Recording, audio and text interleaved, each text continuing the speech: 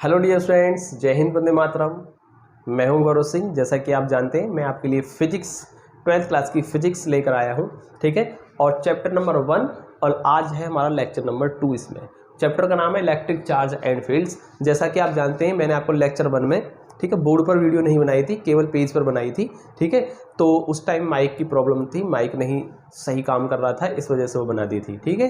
तो वरना लेट हो जाती वीडियो, इस वजह से। आज मैंने माइक की प्रॉब्लम को सॉर्ट आउट कर दिया है और आपके सामने लेकर आया हूँ बोर्ड पर पहली class, it means lecture number 2, ठीक है। तो देखिए, मैंने आपको जो पिछली वीडियो थी लेक्चर नंबर 1, उसमें मैंने आपको चार्ज के बारे में बताया था कि चार्ज क्या है, ठीक है, और चार्ज कितने टाइप का होता है, ठीक है। और उसकी मैंने कुछ एक छोटी सी प्रॉपर्टी बताई थी, जिसको मैंने बताया था कि like charge always repel to each other and unlike charge always attract to each other. तो यही क्या है, इसकी सबसे पहली जो प्रॉपर्टी है ना, बेसिक प्रॉपर्टी में आती है। तो चार्ज की बेसिक प्रॉपर्टी है यही, अट्रैक्शन एंड रिपल्जन, ठीक है, अट्रैक्शन एंड रिपल्जन। तो इसमें क्या लिखेंगे, like charge always repel to each other and unlike charge always attract to each other, ठीक है। इसको लिख लीजिए, वीडियो को रोक रोक करके आराम से लिख लीजिए, कोई दिक्कत नहीं है। हालांकि मैंने आपको लिखवा दिया है, तो इस पर दोबारा लिखने की उतना, अगर लिखना चाहें तो लिख भी सकते हैं आप, ठीक है। तो बेसिक प्रॉपर्टी में सबसे पहला अट्रैक्शन एंड रिपल्जन आता है, ठीक है। और देखिए, चार्ज मैं आपको बता दूं, चार्ज होता था, जो बताया था मैंने आपको, चार्ज की जो यूनिट होती है, क्या यूनिट, इसकी यूनिट होती है क्या, कूलाम। कूलाम होती है इसकी यूनिट, और इसको हम सी से रिप्रेजेंट करते हैं। तो चार्ज की जो यूनिट होती है क्या होती है, ऐसा यूनिट कूलाम होती है, इसको सी से रिप्रेजेंट करते हैं, ठीक है।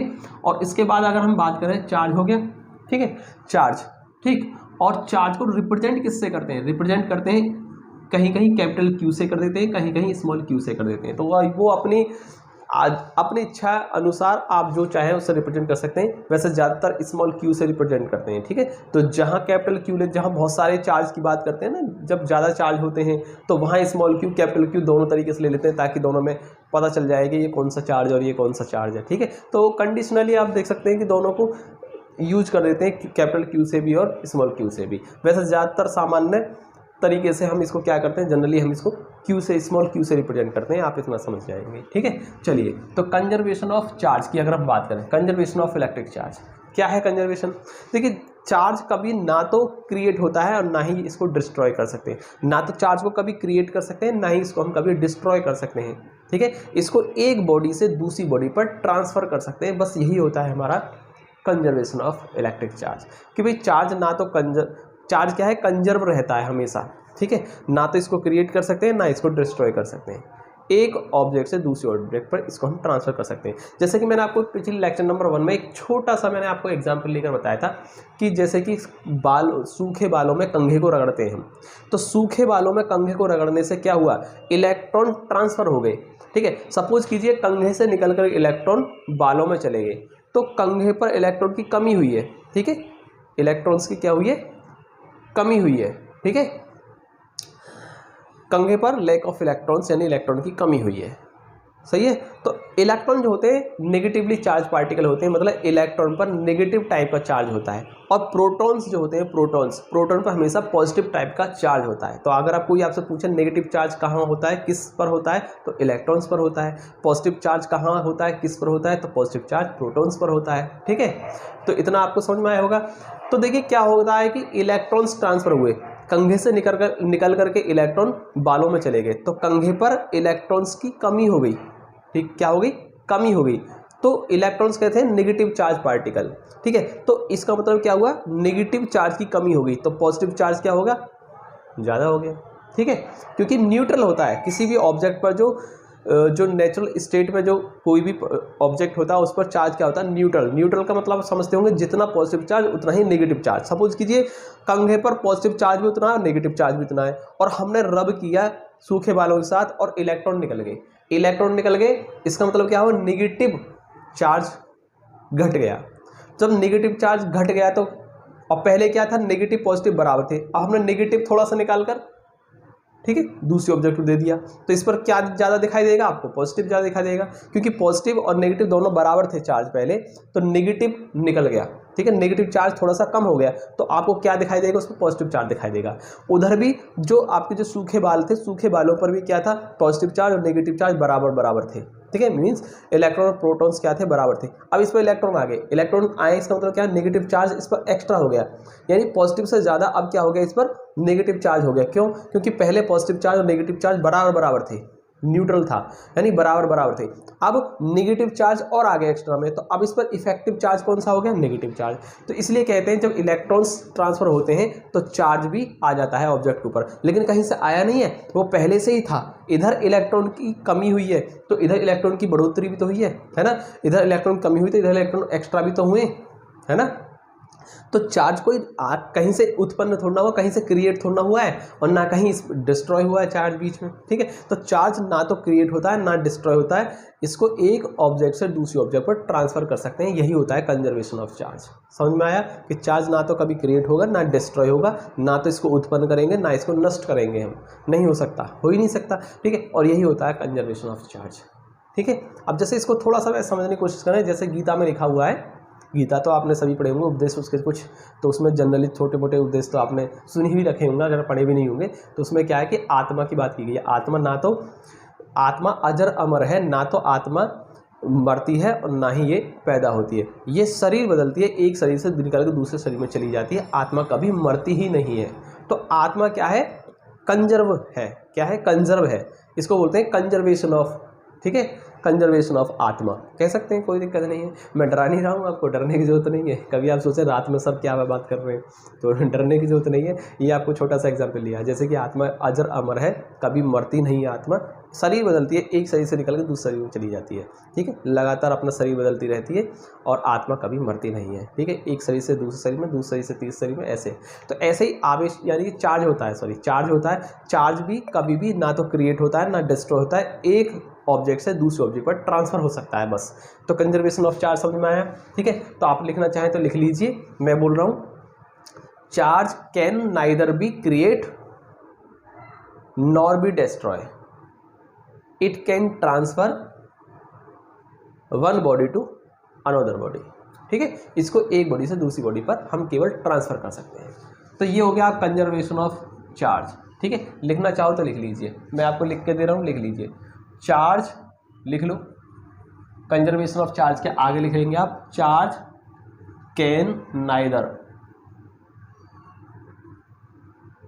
B create nor be destroy,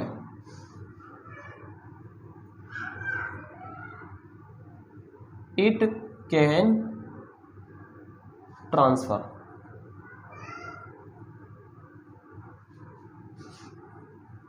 one body to another, इसको केवल एक बॉडी से दूसरी बॉडी पर हम ट्रांसफर कर सकते हैं, बस यही होता है कंजर्वेशन ऑफ चार्ज, ठीक है। तो कंजर्वेशन ऑफ चार्ज समझ में आया। अब चलिए हम बात कर लेते हैं इसके आगे जो लास्ट प्रॉपर्टी है इसकी, हालांकि इसमें लास्ट नहीं है, इसमें और भी छोटी मोटी कई प्रॉपर्टी है, बहुत सारी प्रॉपर्टी है, वैसे तो कई हैं अभी, लेकिन हम मेन प्रॉपर्टी के बारे में डिस्कशन करेंगे, ज़्यादा इसकी सारी जो वेव फ्यूल की प्रॉपर्टी उनके बारे में डिस्कशन नहीं करेंगे, ठीक है। हम केवल मेन के बारे में बात करेंगे, उनको कोई पूछेगा भी नहीं आपसे, बस जो मेन है जो ज़रूरी है उनकी हम डिस्कशन करेंगे बस, ठीक है। अब बात कर लेते हैं क्वांटाइजेशन ऑफ चार्ज, ठीक है। तो मैं इसमें 3 ही कराऊंगा बस, तो इसमें हम देख लेते हैं क्वांटाइजेशन ऑफ चार्ज। क्वांटाइजेशन क्या होता है, देखो क्वांटाइजेशन ऑफ चार्ज का क्वांटाइजेशन हम देखेंगे, क्या देखेंगे हम, क्वांटाइजेशन देखेंगे चार्ज का। जैसे कि आपको समझने के लिए कि भाई हम ये कह रहे हैं कि किसी ऑब्जेक्ट पर चार्ज है, किसी ऑब्जेक्ट पर क्या है, चार्ज है। तो अगर हम ये देखें किसी ऑब्जेक्ट पर चार्ज कितना है, तो उसको अगर हम फाइंड करेंगे तो हमेशा ये देखने को मिलेगा कि चार्ज जो होता है हमेशा 1.6 × 10⁻⁹ कूलाम, जिसको हम किससे रिप्रेजेंट करते हैं, इस पूरी वैल्यू को ई नाम दे देते हैं, इसका नेम क्या रख दिया हमने, ई रख दिया, स्मॉल ई। तो इस पूरी वैल्यू को ई से रिप्रेजेंट कर रहे हैं। तो जब भी किसी ऑब्जेक्ट पर हम चार्ज मेजर करेंगे, फाइंड करेंगे चार्ज कितना है, तो हमेशा एक स्मॉल वैल्यू, ये सबसे छोटी वैल्यू है जो किसी ऑब्जेक्ट पर पाई जा सकती है। किसी ऑब्जेक्ट पर चार्ज की मिनिमम अमाउंट जो हो सकती है, मिनिमम कम से भी कम जो अमाउंट हो सकती है चार्ज की, वो कितनी हो सकती है, 1.6 × 10⁻⁹ कूलम। इससे कम चार्ज कभी भी पॉसिबल है ही नहीं किसी ऑब्जेक्ट पर, ठीक है। तो ये चार्ज की एक प्रॉपर्टी है कि चार्ज कम से कम इतना ही होगा, और ये बेसिक प्रॉपर्टी है, इसको हम चेंज नहीं कर सकते। आप कहेंगे ऐसा ही क्यों, ये बेसिक प्रॉपर्टी है, इसको हम चेंज नहीं कर सकते, ठीक है। इसका इंटरनल प्रॉपर्टी होती है एक तरीके से किसी भी मैटर की, कि किसी भी ऑब्जेक्ट पर चार्ज की जो मिनिमम वैल्यू हो सकती है वो 1.6 × 10⁻⁹ कूलम हो सकती है बस। इससे कम कभी भी पॉसिबल है ही नहीं, किसी ऑब्जेक्ट पर मिल ही नहीं सकता, ठीक है। और इस वैल्यू को हमने क्या नाम दिया है, ई नाम दिया है, ठीक है। तो किसी ऑब्जेक्ट पर जो चार्ज हम मेजर करेंगे, फाइंड करेंगे, तो कम से कम कितना हो सकता है, इतना। और ज़्यादा की अगर हम बात करें तो इस वैल्यू यानी 1.6 × 10⁻⁹ को हम ई रिप्रेजेंट करें तो ई का क्या होगा, हमेशा मल्टीपल की फॉर्म में होगा। क्या होगा, मल्टीपल की फॉर्म में होगा। कैसे होगा कि भाई या तो ई होगा या सीधे 2e होगा, ठीक है, या 3e होगा या 4e होगा या 5e होगा या सीधे 100, या और भी बहुत सारे बीच में कुछ भी हो सकता है, 100e 200e, ठीक है, 1000e, इस तरीके से होगा हमेशा। यानी कि e का क्या होगा, कंप्लीट मल्टीपल की फॉर्म में होगा, ठीक है।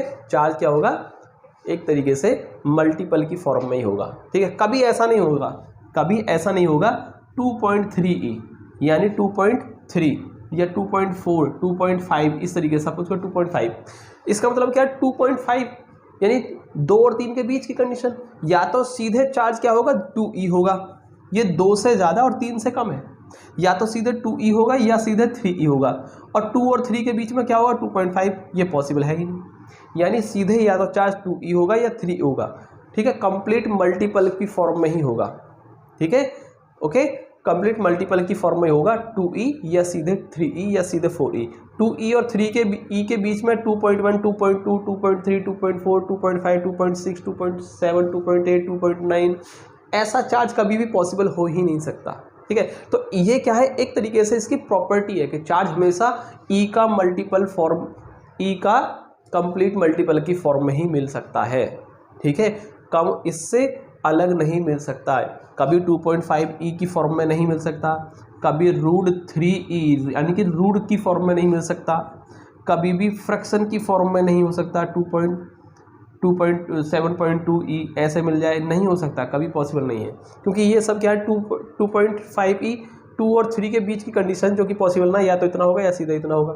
अब √3 की वैल्यू कितनी होती है, देखो 1.732e हो गया, इसका मतलब है ना 1.732e। तो ये क्या है 1 और 2 से 1 और 2 के बीच का, या तो 1e होगा या सीधा 2e होगा। 1.7 का क्या मतलब है, तो ऐसा नहीं हो सकता, तो ये क्या है नहीं पॉसिबल, ठीक है, नॉट पॉसिबल। तो ये क्या 7.2e का मतलब क्या है, इसका मतलब ये है 3.5e, 7 का 3.5 होगा, तो ये भी पॉसिबल नहीं है। तो कहने का मतलब क्या है, इन तरीके से चार्ज कभी भी नहीं मिल सकता, हमेशा मिलेगा तो इस फॉर्म में ही मिलेगा, ठीक है। और e की वैल्यू क्या होती है, इतनी होती है, सही है। तो इसको बोलते हैं क्वांटाइजेशन ऑफ चार्ज, कि भाई चार्ज हमेशा क्या होता है, एक मिनिमम फिक्स वैल्यू e का मल्टीपल की फॉर्म में ही मिलेगा, इसके अलग किसी भी फॉर्म में पॉसिबल है ही नहीं। तो इसको बोलते हैं क्वांटाइजेशन ऑफ चार्ज। प्रॉपर्टी है ना इसकी, एक है ना एक प्रॉपर्टी, तो अपने आप में क्या है, एक प्रॉपर्टी तो है चार्ज की, कि मिलेगा तो ऐसे मिलेगा, अदरवाइज मिलेगा ही नहीं। तो ये क्या है, एक प्रॉपर्टी है इसकी, इसलिए इसको कहते हैं हम बेसिक प्रॉपर्टी ऑफ चार्ज, और इसको कहते हैं क्वांटाइजेशन। प्रॉपर्टी का नाम क्या है, क्वांटाइजेशन। अब इसको मैं आपको थोड़ा अलग तरीके से समझाने की कोशिश करता हूँ। कुछ बच्चे ऐसे होंगे जिनके समझ में अभी नहीं आया होगा अच्छे तरीके से, अब आ जाएगा, सबकी समझ में आएगा। मैं एक छोटा सा एग्जांपल ले रहा हूँ।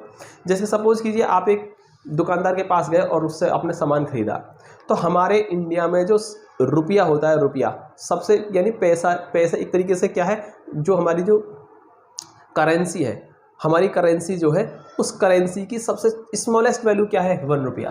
क्या है, 1 रुपया। सबसे स्मॉलेस्ट जो करेंसी की वैल्यू है हमारे इंडिया में, वो क्या है, 1 रुपया, 1 रुपया, 1 रुपीज़, है ना, 1 रुपया, सही है। और ये 1 रुपया को आप समझ सकते हैं जैसे कि ई हो गया। सबसे चार्ज की स्मॉलेस्ट वैल्यू क्या हो सकती है, 1.6 × 10⁻⁹ यानी ई। इसी तरीके से रुपए की जो स्मॉलेस्ट वैल्यू हो सकती है हमारे इंडिया में क्या है, 1 रुपया।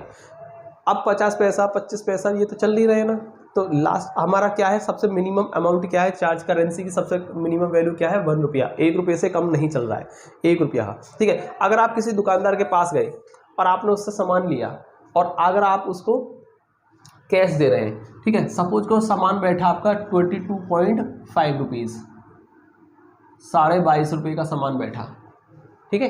तो आप उसको या तो 22 रुपये देंगे या सीधे 23 रुपये देंगे, ठीक है। या तो आपको 22 रुपये पे करने होंगे या 23 रुपये पे करने होंगे। अगर आप 22 रुपये पे करेंगे तो 22 गुणा 1 रुपया,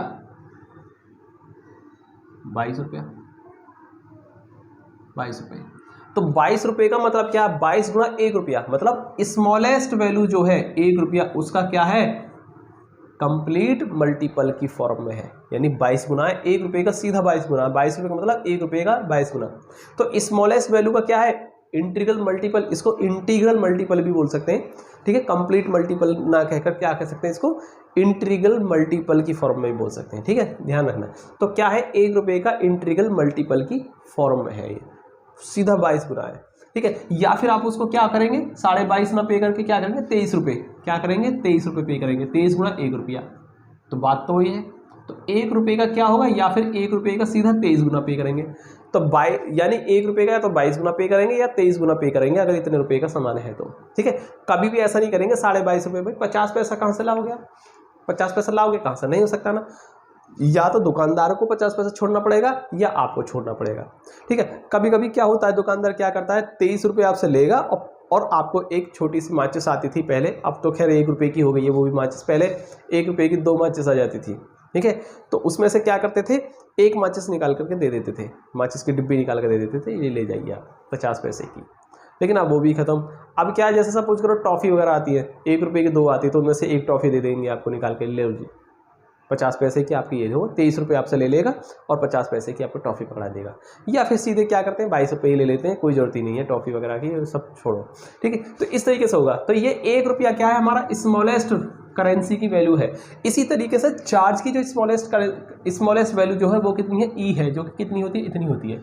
तो चार्ज किसी ऑब्जेक्ट कितना पाएगा, ई का हमेशा इंटीग्रल मल्टीपल की फॉर्म में होगा, 1 गुना 2 गुना 3 गुना 10 गुना 20 गुना 50 गुना, इस तरीके से, ठीक है। कभी भी इनके बीच का पॉसिबल है ही नहीं। इसी तरीके से अगर हम इसको समझें, पैसों में समझें, तो आपको 1 रुपये का इंटीग्रल मल्टीपल की फॉर्म में ही हमेशा आप रुपये पे करेंगे, कभी भी इसके अदर कोई भी डिजिट आप पे नहीं करेंगे, ठीक है। समझ में आ रहा है आपको।